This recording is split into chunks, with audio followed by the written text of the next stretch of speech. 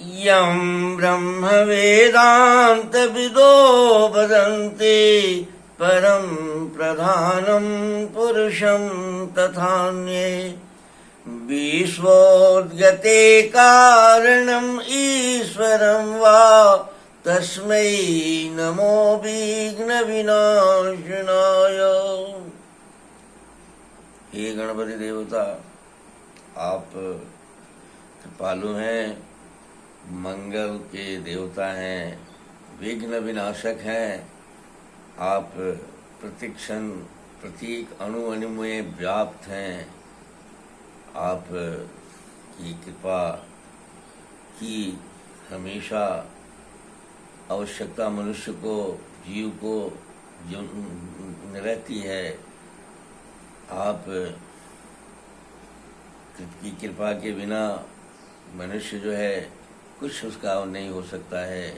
आप जब कृपालु होते हैं तो मनुष्य, जीव जंतु, पेड़ पौधे सारे विकसित और विशाल बनते हैं। उनमें आने वाली बाधाओं का भी निराकरण आप ही करते हैं। आपके चेतन नज़र के से कई प्रकृति की कोई एक छोटी सी पत्ते भी नहीं हिल सकते।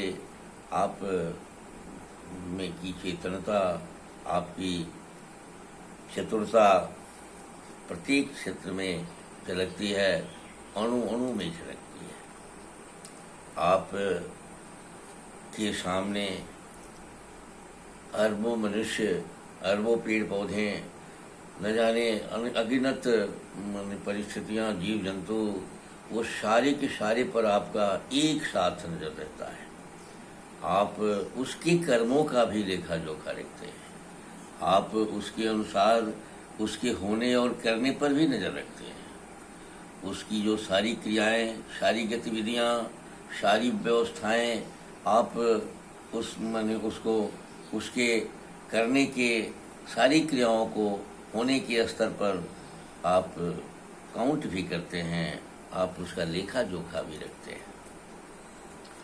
आपकी उपस्थिति जगत की सृष्टि में माने अद्भुत बना के दिया है, और जिम्मेवारी भी आपके ऊपर बहुत ज़्यादा माने सौंपा है।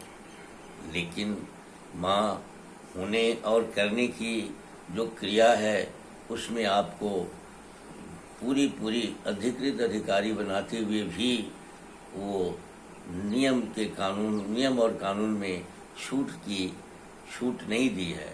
यानी आप कृपा भी अगर करेंगे तो किसी के कर्म को बदलने की क्रिया में शायद आपको छूट वेद की ऋचाओं के अनुसार आपको भी नहीं है। ऐसी परिस्थितियों में मनुष्य की जो जितनी गलतियां होती है उसमें अगर आप क्षमा भी करते हैं तो आप गलतियों का परिणाम तो उसे भुगतना ही होता है, लेकिन उसके पुनर्निर्माण में या उसके अंदर की जो प्रेरणाएं हैं वहाँ आप उसको देकर और उसको खराब परिणाम से बचाते हैं। आप यद्यपि कि माता ने आपको एक और शक्ल सूरत में रखी है, जब प्रत्येक मनुष्य के भीतर, प्रत्येक जीव के भीतर ये बात, दो स्थितियां हमेशा बनी रहती है। एक, कोई भी परिस्थितियां, कोई भी कार्य, कोई भी मन की गतिविधियां आपके जब किसी भी मनुष्य के भीतर आती है तो वह अच्छा है कि बुरा है, करने योग्य है कि करने से के अयोग्य है, इसकी 24 आवर्स सतर्क समीक्षा के लिए एक तत्व जो हे गणपति देवता आप हैं ऋचाओं के अनुसार वो रहती है। वो जब हम आपके उस संदेश को, उस निर्देश को जो आप कहते हैं कि ये तेरे लिए उचित नहीं है, मत करो, ना के स्तर पर आप जाते हैं, और मनुष्य या कोई भी जीव जंतु जब उस को नकार देता है, आपके नकारात्मक प्रेरणा के बाद भी आप जब उसको नकार देता है तो परिणाम परख हो जाती है। और वह उस फंदे में फंस जाता है, उस कष्ट में फंस जाता है, इंद्रियों में भी फंस जाता है। ऐसी परिस्थिति में एक शक्ति हर आदमी के भीतर आप अगर अनुभव करेगा, प्रत्येक आदमी अगर अनुभव करेगा कि हमारे में एक ऐसी शक्ति है जो अच्छे बुरे पर हमेशा अनवरत, आप अगर उसका इशारा मानते नहीं भी हैं तो भी वो लगातार कहते रहता है कि ये अच्छा नहीं है, गलत है, ये खतरा है, ये परेशानियां हैं। एक शक्ति ऐसी है जो आपको हमेशा सतर्क, हमेशा सजग बनाए रखती है। ये गणपति देवता आप उस सजगता के देवता हैं।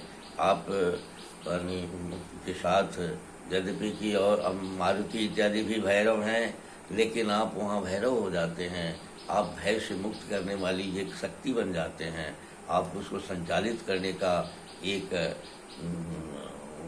बुद्धि बन के भी सतर्क रहते हैं। इसके बावजूद भी अगर मनुष्य अपने सतर्कता को और आपके दिए निर्देश को, प्रत्येक मनुष्य के भीतर अच्छा बुरा का जो निर्देश देने वाली जो भीतर की एक शक्ति है, उसको जब अवहेलना करता है तो उसे परिणाम भुगतने पड़ते हैं।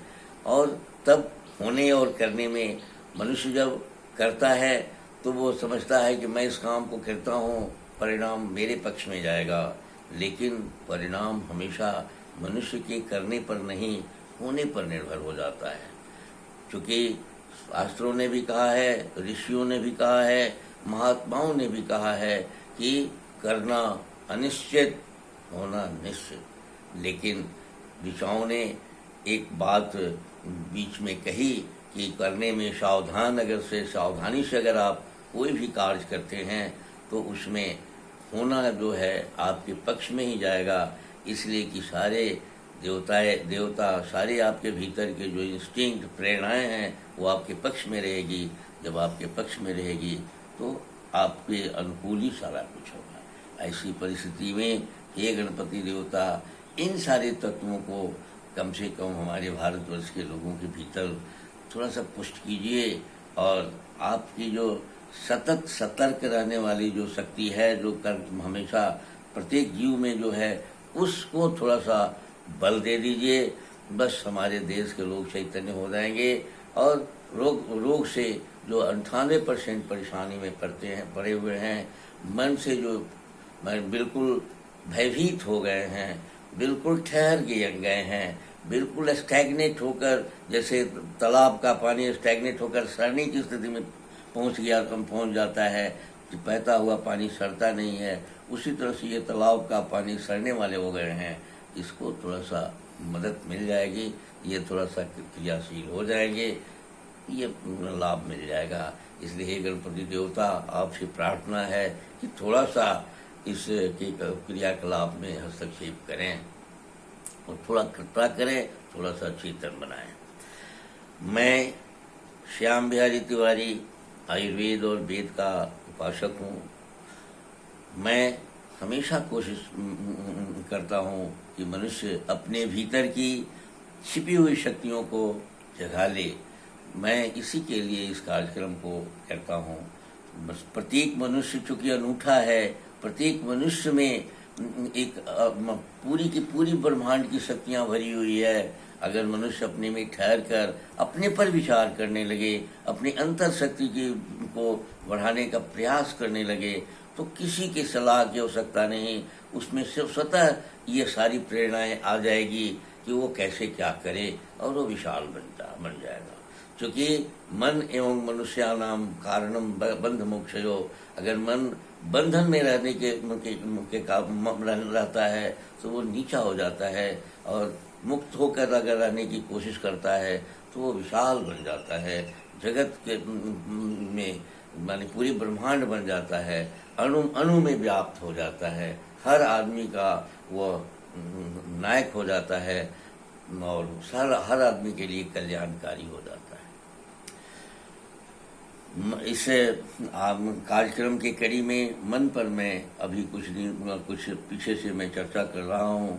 मन को धरती पर मैं बात करता था कि वो जो धारण करने वाला धर्म, धारण करने वाला गुण जो है, वह उस पर मैं बात करता हूँ। क्योंकि मनुष्य का धर्म अर्थ काम मोक्ष ये 4 लक्ष्य है। जन्म से ही उसकी ऐसनाएँ रहती है, उसकी इच्छाएँ रहती है कि मैं कुछ अच्छा करूं, मैं कुछ अच्छा रहूं। कोई भी आदमी नहीं चाहता है कि मैं खराब माना जाऊं, अच्छा नहीं करूं, मैं परिष्कृत न होऊं, ऐसा कहीं किसी के भाव में नहीं रहता है। तो इसलिए धर्म में माने हमारे शास्त्रों ने धर्म की परिभाषा नहीं की, लक्षण बताया। लक्षण में कहा कि साहब मन जब ये 10 लक्षणों को जब स्वीकार करके चलता है और 10 लक्षणों का अनुसरण करता है, तभी आदमी जो है धर्म का मालिक होता है या धार्मिक कहलाता है।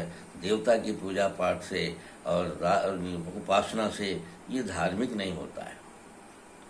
तो मैंने धृति पर बात की कि धारण करने की जो क्षमता है वो मन पर हमारा घट रहा है। हम खान पान रहन सहन को अगर हम नहीं सुधारेंगे तो जब तक ले ओजस्वी नहीं होंगे तब तेजस्वी नहीं होंगे, धृति हमारी बनेगी नहीं। क्योंकि धारणा और धृति में को पकड़ के रखने के लिए हमें स्वस्थ रहना बहुत जरूरी है। आहार विहार पर संयम की बात मैंने कही थी। धृति के बाद क्षमा है। क्षमा एक ऐसा शब्द है कि उसको बल से भी जोड़ा जा सकता है। जैसे सक्षम और अक्षम, यानी अगर हम बलवान हैं, ताकतवर हैं, सब तरह से क्षमताशील हैं तो हम सक्षम हैं, और नहीं तो हम अक्षम हैं। क्षमा एक बहुत ताकत बल जिसके पास रहता है उसी की क्षमा कही जाती है। इंद्रियां बहुत बार लगातार आप में हर आदमी महसूस करता है कि मेरी इंद्रियां गड़बड़ कर रही है, मेरी इंद्रियां गड़बड़ कर रही है। लेकिन जैसे उसको आप क्षमा कर देते हैं, उसी तरह से इस सामाजिक व्यवस्था में अगर कोई कमजोर है, कोई अक्षम है, तो उसको आप अगर सक्षम बनाने की कोशिश करते हैं, उसको अगर उसे गलतियों को क्षमा भी कर देते हैं, तो आप क्षमा के पात्र अगर जब होंगे तभी होंगे। निर्बल आदमी, कमजोर आदमी कभी भी किसी को क्षमा नहीं करता, इसलिए कि कमजोर आदमी को अपना ही भय रहता है, वह क्षमा करने की क्षमता नहीं रखता है। हमारे दिनकर साहब कवि हैं, कवि ने कहा है कि क्षमा सोबती उस भुजंग को जिसके पास गरल हो, उसको क्या जो दंतहीन विकहीन विनीत सरल हो। जो माने ताकतवर सांप हो और वह आक्रमण करने के बाद भी अगर क्षमा कर देता है कि जाओ मैं तुमको नहीं काटूंगा, तो ये शोभता है। लेकिन दांत जिसके पास, जो सांप के बिना नहीं है, ताकत उसके पास नहीं है, कमजोर है, वो अगर कहता है कि जाओ हम भाग जाते हैं तुम्हारे, तुमको देख के हम तुम पर आक्रमण नहीं करेंगे, तो उसकी क्षमा को क्षमा नहीं माना जाता है। उसकी अक्षमता ही उसको क्षमाशील नहीं बनने दे रहा है। इसलिए क्षमा पर हम लोग काफ़ी चर्चा, बल अगर हमारे पास अगर नहीं रहेगा तो हम क्षमावान भी नहीं हो सकते हैं। और क्षमा भी धर्म का एक बल है। क्योंकि मन को में अगर आप बलवान नहीं होंगे तो आप कतनों क्षमा की बात करेंगे, कतनों किसी को दया आप करेंगे, वो सब नकली हो जाएगा। ऐसी परिस्थितियों में हम क्षमा पर थोड़ा सा अभी आप बात किए, फिर अगले कड़ी में बात करेंगे। और ये अभी हम लोग मनुष्य की जो ऐसनाएँ हैं, प्रबल ऐसनाएँ हैं कि धर्म अर्थ काम मोक्ष की जो इच्छा लेकर जो जन्म लेता है, और इसी के पूर्ति के क्रियाकलाप में वो इसका फिर से प्रकृति में लय भी होता है। तो इस पर हम लोगों को विचार करनी चाहिए।